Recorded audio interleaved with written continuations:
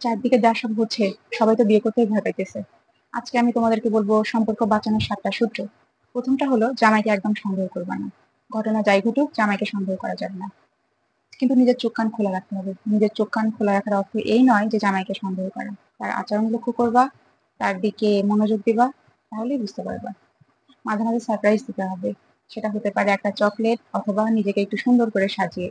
বিশ্বাস করো, তুমি যদি তোমার জামাইয়ের সব টাকা উড়াইয়া দাও তাতেও তার খারাপ লাগবে না, যদি তার জন্য নিজেকে মাঝে মাঝে একটু স্পেশালি রেডি করো।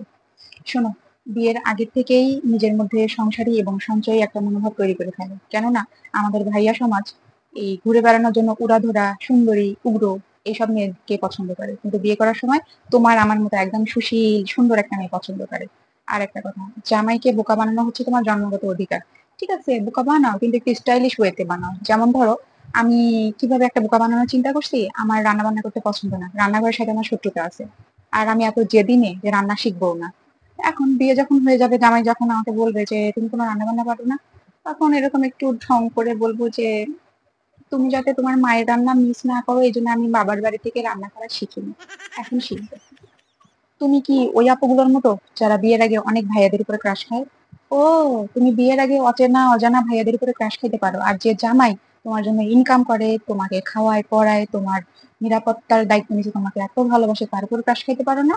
তার উপরে ক্রাশ খাবা। ইনফ্যাক্ট সে যখন নতুন শার্ট পরবে হালকা করে একটু টিস করে দিবা।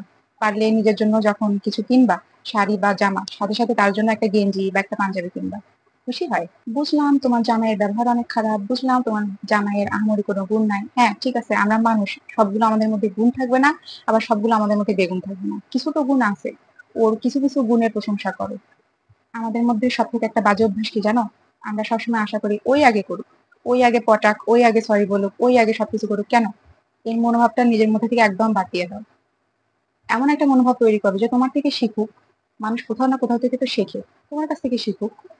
তুমি একটু নিজের ইমোশন, নিজের ভালোবাসা, নিজের আন্তরিকতা এগুলোকে ইনভেস্ট করো।